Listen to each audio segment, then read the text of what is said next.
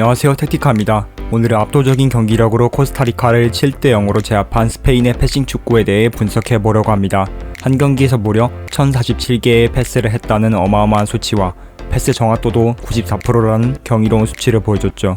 라인업을 보면 다음처럼 아센시오가 제로톱에 나왔고 로드리가 원볼란치 위치에 소개되었지만 게임 안에서는 로드리가 센터백, 부스케츠가 원볼란치로 나왔습니다. 먼저 빌드업 패턴부터 보면 최후방에서 빌드업 할 때는 다음과 같은 4-1-1 빌드업으로 부스케츠 바로 대각선 위에 페드리가 위치하면서 패스 거점을 확보합니다. 이날 스페인의 에버리지 포지션을 보면 굉장히 넓은 폭을 활용하되 선수들의 위치를 통해 어느 지역에서든 삼각형을 만들고 다이아몬드 전역을 많이 만들 수 있음을 확인할 수 있는데요. 패스맵을 보아도 특히 측면 윙어들은 넓은 지역으로 벌려 측면에서 트라이앵글을 만들며 경기장을 넓게 활용하려 했음을 알 수 있죠. 두 번째 빌드업 특징을 보면 중앙 지역에서부터 풀백들은 터치라인에 위치하는 것이 아닌 소폭 안쪽으로 이동해 하프 스페이스에 위치하고 윙어들은 터치라인에 배치하며 앞으로 전진 패스를 하는 데 있어 직선이 아닌 대각의 패스 루트를 만들어내고 다음처럼 페드리가 내려와 하프 스페이스에서의 패스 거점 확보를, 그리고 아센시오도 내려와 동일선상에 위치하며 체계가 잡힌 빌드업으로 나아가려 함을 알 수 있죠.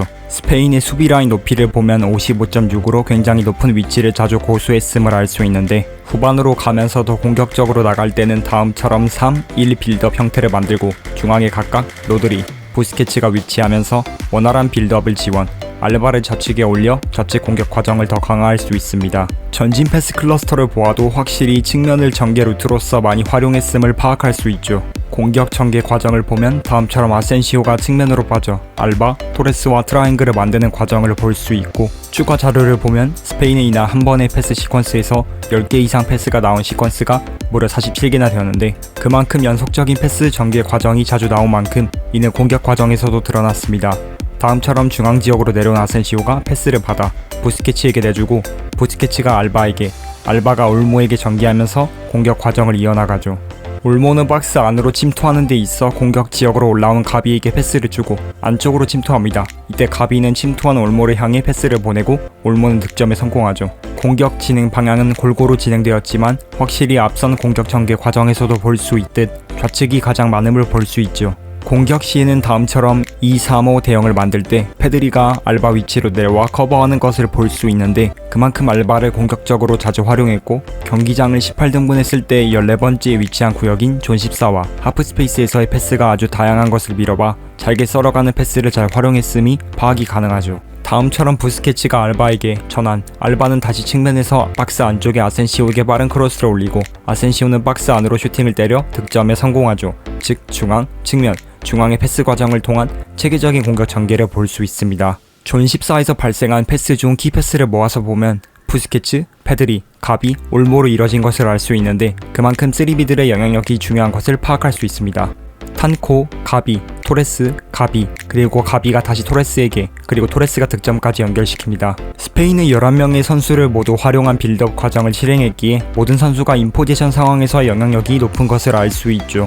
다음과 같이 가능한 대부분의 시간을 우리 팀 소유권으로 만들기 위해 소유권을 잃었을 때 다음처럼 뒤에 있던 선수도 전진해서 압박을 시도하는 모습을 파악할 수 있고, 물러서 수비 대형을 만들 때 4-4-2 대형으로 컴팩트한 간격으로 수비를 펼칩니다. 히트맵을 통해서 정리해보면 알바는 공격적으로 활동해 윙스페이스 지역까지 히트맵이 자주 두드러졌고, 라포르테와 로드리의 히트맵에서 이들이 중앙 지역 넘어서까지 빌드업과 공격 과정에 가담했음을, 아스피도 자주 변형 백스리를 만든 만큼 그에 해당한 히트맵이 나왔죠. 부스케츠는 빌드업 조율의 키를 맡은 만큼 그에 해당한 히트맵이 드러나고, 페드리는 좌측 하프 쪽에, 가비는 우측 하프 그리고 박스 안까지 전진했으므로 공격 지역에서 히트맵 또한 나오고 있습니다.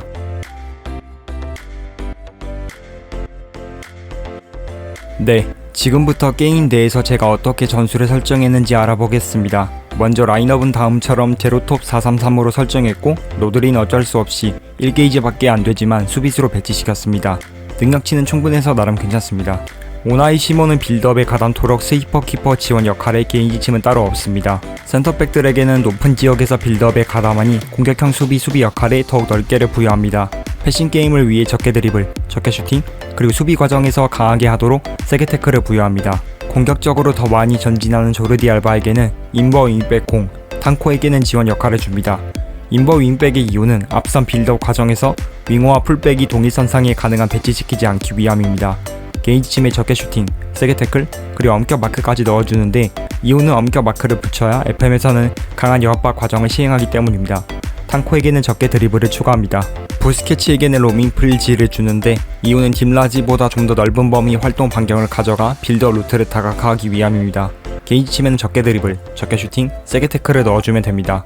이 선수에게 엄격 마크를 주지 않는 이유는 수비형 미들은 너무 나가서 수비하다가 간격이 벌어지면 안되기 때문입니다. 패드리는 4-1-1 빌드업 과정에서 빌드업을 더 지원하니 중미지, 가비는 공격 지역까지 더 침투하도록 공미 공을 줍니다. 게이지 침에 적게 드리블, 적게 슈팅, 엄격 마크, 세게 태클을 넣어주고 공격 진영에서 스위칭을 위해 포지션 자유를 줍니다. 가비도 지침은 같습니다. 아센시오는 공미 자리에서 공미치를 주었는데 이유는 점플매지는 더욱 앞으로 전진하라가 불가능하게 되어 있고 점플매 공은 자주 드리블 하라가 필수적으로 걸려있기 때문입니다. 따라서 공미지에 적게 드리블, 적게 슈팅, 엄격 마크, 세게 태클, 그리고 스위칭을 위한 포지션 자유를 부여합니다. 올모와 토레스에는 터치라인으로 넓게 벌려 공격에 가담토록 윙어 공을 주었고 역시 적게 슈팅, 엄격 마크, 세게 태클을 주고 스위칭을 위한 포지션 자유를 부여합니다. 전체 성향을 보면 패싱 게임을 많이 가져가고 주도권을 가져오려 하니 지배형을 주고 폭은 약간 넓게 그대로 두고 수비진 빌드업, 패스 방식을 한 게이지 정도 내려줍니다. 킥지 같은 크로스로 빠르게 붙여주는 크로스를 해주고 공격 지역에서 패스 위주를 위해 적게 드리블을, 창조성에서 자유롭게를 부여해줍니다. 역압박, 그리고 진영 유지를 주며 진영 유지를 해주고 키퍼는 센터백에게 짧게 차게 해줍니다. 상대 지역에서 시간을 많이 보내기 위해 수비 라인과 압박 라인을 최대치로 높여주고 압박 게이지 최대, 골키퍼 긴 패스 유도, 수비 라인도 더 높은 위치로 올라가도록 해줍니다. 인게임 플레이를 보면 측면 트라이앵글에서 스위칭 후 득점,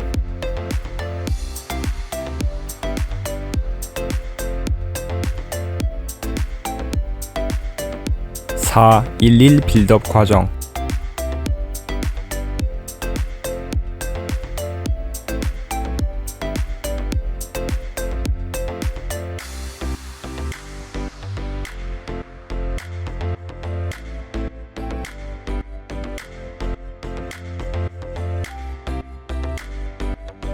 소유권을 잃었을 때 압박 후 득점을 하는 과정,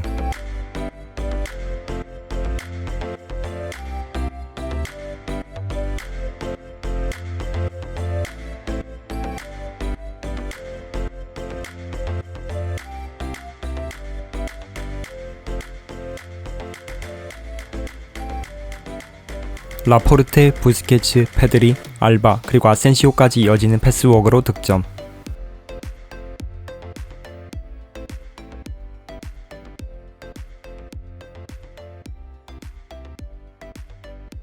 아스피 전진 압박 수비 이후 아스피, 토레스, 그리고 아센시오가 로빙 패스를 받고 득점으로 연결.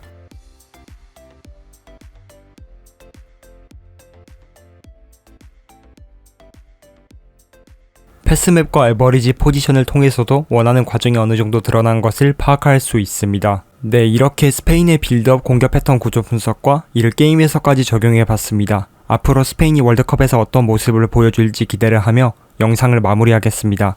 시청해주셔서 감사합니다.